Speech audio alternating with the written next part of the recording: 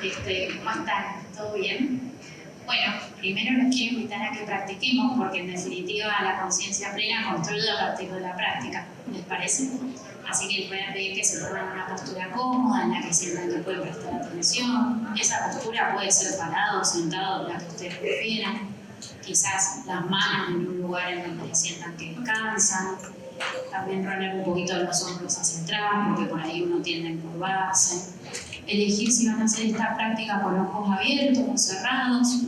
Lo pueden cerrar, total, acá estamos seguros. Y cuando estén preparados para empezar, tomar 3 respiraciones profundas y lentas.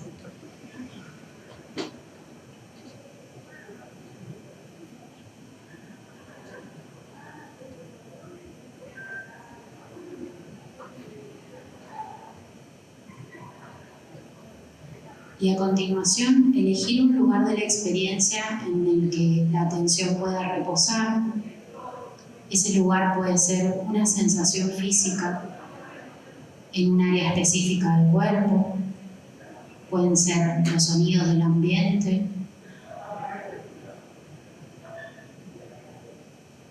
Puede ser la respiración.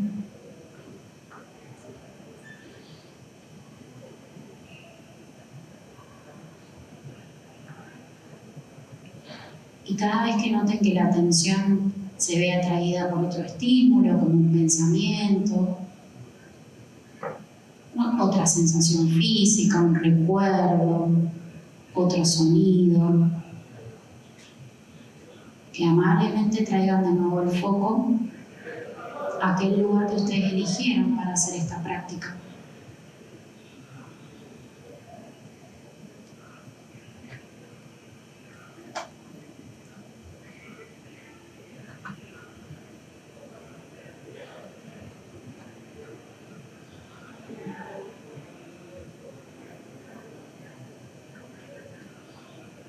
Respetar que la mente se va a ir varias veces y cada vez que la mente se vaya, ustedes la traigan de vuelta,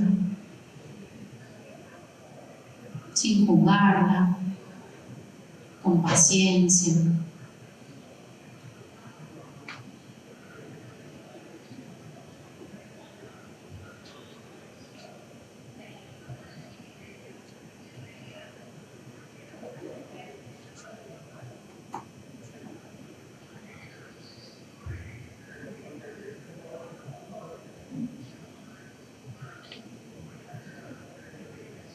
Y puede ser que alguien se esté debatiendo sobre qué lugar de la experiencia atender.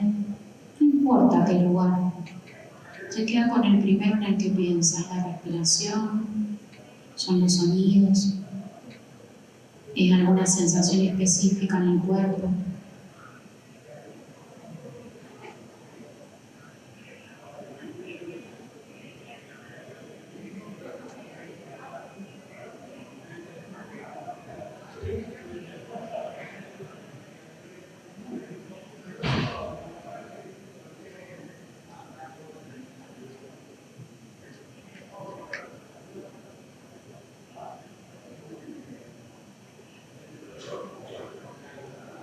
Y mientras hemos estado enfocando la atención, podemos hacernos por un momento la pregunta de ¿qué necesita mi cuerpo? ¿Qué necesito en este momento?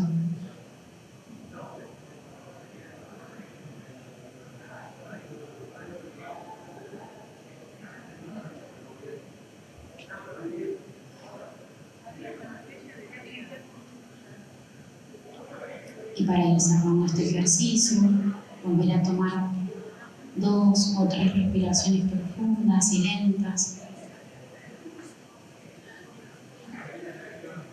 Y volver a la sala. Bueno, le cambié un poquito el nombre a la charla. La charla se llamaba originalmente El lugar de la conciencia plena en la consulta psiquiátrica. Yo estoy haciendo mi doctorado en Mindfulness hace 2 años. Y la verdad es que después cuando empecé a armarla me di cuenta que esta charla era como transdisciplinaria. Le podía servir a varios profesionales que trabajen con personas, hablando con personas, ¿no? Y bueno, decidí sacarle el psiquiátrica y dejé consulta, aunque hay algunas cosas de los aspectos de la psiquiatría que se mantuvieron. Bueno, algo que quiero remarcar es que el psiquiatra es un especialista que viene de la medicina, con lo cual tiene un sesgo profesional en su formación. Eso es como medio obvio, ¿no? Pero no es tan obvio, porque en realidad uno piensa que el psiquiatra a lo mejor maneja algunos conceptos sobre la psicoterapia o sobre la comunicación que en realidad, dependiendo de la facultad donde uno estudió, no siempre están. Así que eso está bueno tenerlo presente, porque a veces en realidad el psiquiatra es un médico que estudió de psicofármacos, básicamente. Está bien, depende mucho de la formación que haya tenido, pero bueno. Y eso es importante porque en realidad el sesgo que seguro va a tener va a ser el biológico, pero los otros no lo sabemos, ¿está bien? Entonces, bueno, está bueno para tenerlo presente. Ustedes como psicólogos, para saber cómo trabajar con los psiquiatras que se encuentren, que además vieron que somos una especie medio heterogénea, proteiforme dirían los libros de medicina, para bueno, poder como coordinar algo en conjunto en los tratamientos también. Y para los psiquiatras sería espectacular decir, mira, este es mi cerebro, de acá salgo. Tiene implicancias legales, es decir, el psiquiatra hay cosas con las que tiene que cumplir por el hecho de ser médico, que encima no sé si vieron la ley de medicina y las cosas que nos permite hacer. O sea, yo si quisiera sacar el apéndice a alguien lo podría hacer. No lo tengo que hacer porque no lo sé hacer. Más o menos no tengo ni idea así somera de cómo se anda la cosa, pero no lo voy a hacer. Y lo otro es que el psiquiatra tiene que cumplir un rol dentro de la consulta y el tratamiento de los pacientes que no lo puede cumplir más nadie. El rol que tiene que ver con averiguar cómo está la biología de ese paciente, con poner al día los controles de salud, con tratar las vulnerabilidades biológicas, sí o sí lo tiene que hacer el psiquiatra. Lo mismo que pensar si cabe o no indicar un psicofármaco, ¿está bien? Eso no lo puede hacer más nadie. Entonces esas cosas las tenemos que tener presentes, ¿no? Esa es la estructura de la entrevista.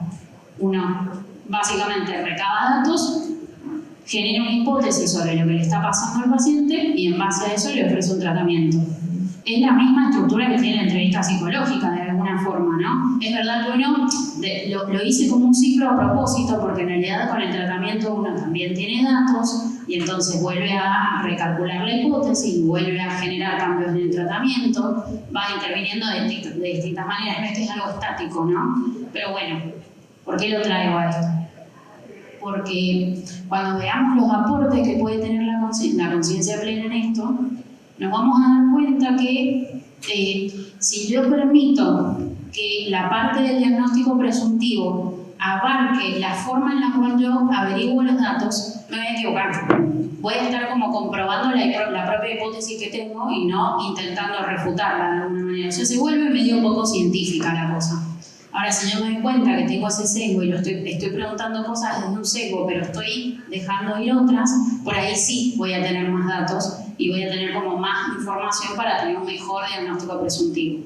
Bien, otra práctica. Quiero que elijan algo, el que quiera hacer la práctica, por supuesto, esto siempre es voluntario. Me gustaría que elijan algo que traigan encima. Un objeto que traigan encima. El que quieran. No me lo van a tener que dar ni nada, no se preocupen. Se robaban los objetos, ¿qué le pasaba? Bueno, con ese objeto lo que quiero que hagan es que lo vamos a investigar sensorialmente. Está también, o sea, no lo van a tener que lamer el objeto si no es un objeto lamible. Pero bueno, un caramelo, un reloj, una lapicera, cualquier cosa que tengan, puede ser la mano, una de las manos. Y lo que quiero invitarlos a hacer primero es a observar el objeto. Además tenemos una luz bastante particular acá, entonces bueno, ¿cómo le da la luz? ¿Qué colores tiene? ¿Qué detalles se pueden observar? Intentar buscar en ese objeto cosas que no hayamos visto antes. A lo mejor no encuentren nada que no hayan visto. Y a lo mejor sí. Hacer la prueba incluso, ¿qué pasa si lo pongo en la luz y lo observo en trasluz? ¿La luz lo traspasa o no? Más allá de que ustedes piensen que la luz no lo va a traspasar porque el objeto es opaco. La prueba, a ver qué pasa. Pueden mirarlo primero con un ojo, después con otro. Y ahora pasar a conocer el objeto desde lo táctil. Y entonces, para quizás tener más sensibilidad en este canal sensorial, pueden cerrar los ojos y tocarlo con las dos manos, con la pulpa de los dedos, con las palmas. Pasarlo por el dorso de la mano, Incluso si alguien quiere, podría pasarlo cerca de la cara, por ejemplo, en la mejilla, y notar cuál es la diferencia de lo que se siente entre las manos y la mejilla, temperatura, textura. Acercar el objeto al oído, puede ser primero al oído derecho, por ejemplo, acercarlo al otro oído, ver si el objeto produce alguna resonancia cuando uno le da pequeños golpecitos con la mano, como jugar con el objeto, acercarlo a la nariz, ver qué olor tiene el objeto, si es que tiene algún olor, y acá tal vez noten que empiezan a aparecer juicios como esto es desagradable o agradable.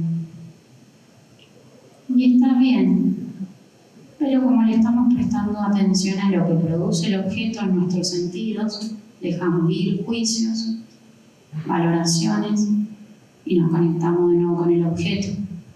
Si alguien eligió un objeto que podría llevarse a la boca y tenía ganas de hacerlo, lo puede hacer. Pero si han elegido objetos que no, no es necesario. Y cuando terminen de explorar el objeto, toman una respiración profunda y volvemos a la sala.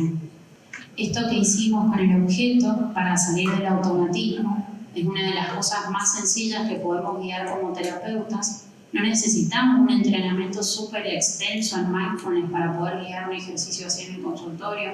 Lo mismo que el primero que les guié cuando arrancamos la charla, son ejercicios sencillos. Es cierto que la investigación sobre mindfulness dice que los cambios neurobiológicos se producen con meditaciones más largas en general, pero la verdad es que por algo hay que empezar. La gente habitualmente vive en una vorágine y este tipo de ejercicios nos permiten salir del automatismo. Ahora, me gustaría invitarlos a pensar un segundito si hay algo que ustedes pudiesen usar en el consultorio para volver a traerse. Porque cada paciente o cada persona va a ir encontrando la propia cosa que puede usar para traerse. Hay gente que usa los tipo óleo 31, ese tipo de cosas, como algo que genere como alguna activación sensorial pero leve.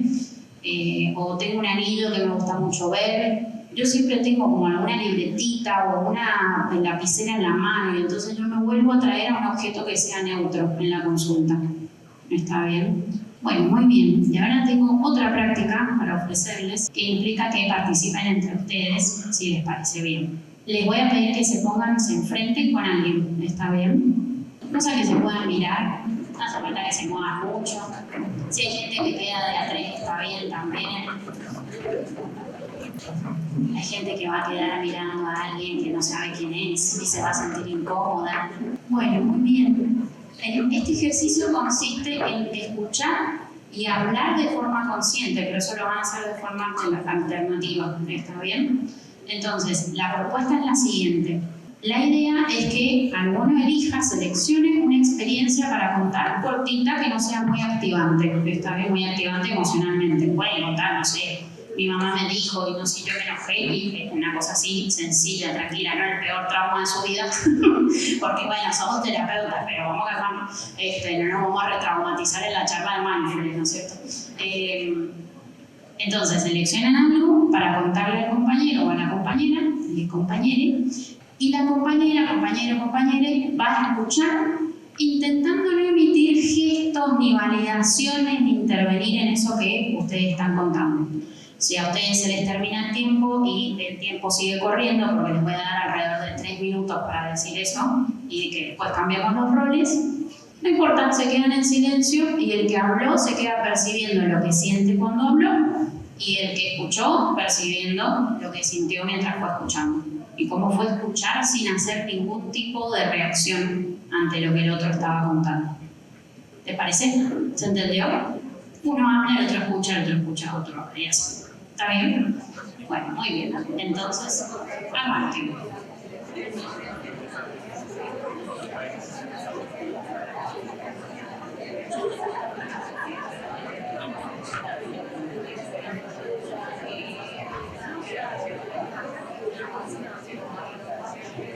Muy bien.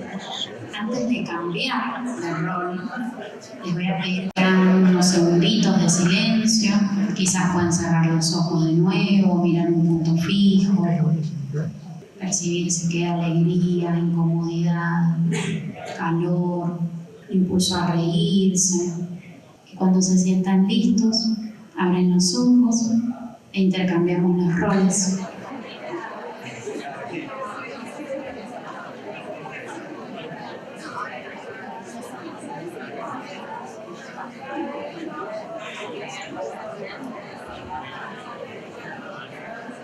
Percibir qué cambios me vienen, si es que hubo alguno. Hacer un breve repaso de qué se sintió hablar con conciencia plena, qué se sintió escuchar con conciencia plena. En cuanto a escuchar con conciencia plena, es en lo que va a aparecer en la indagación. Vamos a preguntar datos, básicamente. El tema es que para que el otro pueda darnos datos, tiene que estar presente. Para que uno pueda escribir algo que le pasa, tiene que haber podido observarlo. Si no lo observa, ¿cómo lo describe? No le puede poner palabras a uno a algo que no observó. Y algo que pasa muchas veces cuando la gente viene a la consulta es que lo que tiene no son datos, son interpretaciones sobre lo que les pasa. Lo que a mí me pasa es que tengo baja autoestima. Lo que a mí me pasa es que mi mamá no sé qué trauma cuando yo era chiquita. Lo que a mí me pasa es que, ¿se entiende? Como tipo, ya traen la explicación de qué les pasa. ¿Les pasa? Cuando escuchan a los consultantes, pasa un montón. Y no solo le pasa al consultante, sino que eso le puede empezar a pasar al terapeuta también, al psiquiatra, sobre todo, que aparte con 2 palabras ya quiere sacar el diagnóstico y rápido atender, ¿no es cierto? Eso tiene que ver con un montón de variables que tienen que ver con lo contextual. No estoy acá para criticar eso, pero la verdad es que el tema de la premura en la consulta es algo que es medio parte del sesgo profesional, de la deformación, ¿no? Entonces, algo que podemos hacer los terapeutas para que los pacientes empiecen a estar más presentes, es estar presentes y modelar presencia. ¿Y eso cómo lo podemos modelar? Bueno, haciendo esto. ¿En dónde está mi mente? ¿En dónde estoy ahora? Volver a traerme, volver a escuchar. ¿Está bien? A veces interrumpir el curso de la sesión para tener unos segunditos de silencio y volver a centrarse. Observar interpretaciones y juicios que puedan surgirme con respecto al paciente, con respecto a cosas con las que yo no estoy de acuerdo. ¿De dónde está saliendo lo que yo le voy a preguntar? ¿A vos te parece que tendrías que haber hecho eso, Pepita? A mí, aparte de como soy psiquiatra, me pasa mucho que la gente a veces no toma la medicación, ¿no? ¿A vos te parece que tenés que mezclarla con alcohol y drogas? Y yo es tipo, Pepita, me estás matando, Pepita. Pero eso en realidad es un juicio mío, ¿no? Yo le puedo dar información al paciente y decirle, mira, mi consejo es que no lo hagas, Pepita, pero Pepita está en uso de su libertad, si lo hace, en definitiva. Y yo tengo que poder ver que tengo un juicio en ese momento y que me está activando enojo, frustración, malestar, porque si no, mis intervenciones empiezan a salir desde ahí. Y notar cambios en sesión. A veces es difícil, sobre todo los pacientes que tienen mucho sobrecontrol de su expresividad o los pacientes neurodivergentes que tienen mucho masking aprendido. No es tan fácil, no es que uno es tonto y no se da cuenta, no. Pero bueno, si uno está presente, de pronto, mira, cambió un poquito, mira, te vi que pusiste ese gesto, mira, no sé qué. Pasó algo, cambió algo, ¿qué sentí en este momento? Que está bien volver a traerlo a la sesión. Esta es una pregunta que me gusta mucho hacerme cuando estoy atendiendo, que es qué le estoy ofreciendo al otro cuando le estoy ofreciendo un tratamiento, pero más centrado en que en general uno no está ofreciendo una cura. ¿Por qué hago esa aclaración? Porque si yo estuviese ofreciendo una cura, a lo mejor sí me pongo en un lugar más policial, por así decirlo, del estilo de esto hay que hacerlo o hay que hacerlo porque si no, no te vas a curar, una cosa así. En medicina, en algunas áreas, no sé, por ejemplo, en algunos oncológicos, los oncohematológicos jóvenes, por ejemplo, pueden curarse a lo mejor un tratamiento. Entonces, si el hematólogo se pone medio policial, por ahí esta funciona y el pibe se cura un linfoma. Pero nosotros no vamos a curar a nadie en general. Ni siquiera el que es ansioso ni el primer episodio depresivo. A lo sumo, le dejaremos herramientas para la calidad de vida. Entonces, si tenemos eso presente, bajamos un poco también la exigencia que le ponemos al otro sobre la adherencia al tratamiento. Eso no quiere decir dejar que los pacientes hagan cualquier cosa, pero bueno, hacerlo, intervenir desde un lugar más compasivo. ¿Está bien? Esta pregunta también me gusta mucho porque no sé si a ustedes les pasa con los pacientes que tienen muy poca autoconfianza, por decirlo de alguna manera, que terminan preguntándoles todo a ustedes. qué tendría que sentir, qué tendría que hacer, cómo tengo que hacer ahora, como que empiezan a dudar mucho cuando las intervenciones han sido muy correctivas. La verdad es que la persona que mejor sabe lo que es mejor para mí soy yo, no es el otro. El otro me puede dar información, me puede ayudar. ¿Vieron esa metáfora de Abt donde dice que el terapeuta es como que está en su propia montaña y el paciente está en su propia montaña y el terapeuta lo ve con perspectiva, pero en realidad cada uno tiene su propio camino? Bueno, el que tiene que encontrar el camino es el paciente, ¿sí, no? Y eso a veces se nos olvida y entonces terminamos entrenando mucho resolución de problemas, habilidades, más que yo vengo de DBT, sobre todo, que es lo que más hago, y eso termina generando poca autoconfianza. Cuando uno entrena conciencia plena, uno como terapeuta, y la modela en los pacientes empiezan a aumentar el autorregistro y por ende la confianza en lo que les pasa. Y eso tiene un impacto enorme en la autovalidación. Entonces esos pacientes que están todo el tiempo pendientes de la validación externa empiezan a bajar un montón. Y uno como terapeuta también. ¿Está bien que yo esté dando esta charla acá hoy? O sea, no soy una meditadora de hace 25 años. Bueno, no sé, qué sé yo. Estoy acá, yo medito, intento hacer lo que puedo, ¿se entiende? La autoconfianza tampoco es no dudar nunca de lo que a uno le pasa, simplemente decir, bueno, el que tiene el mejor registro de mí mismo soy yo, nadie más tiene acceso a eso. Bien, muchas gracias.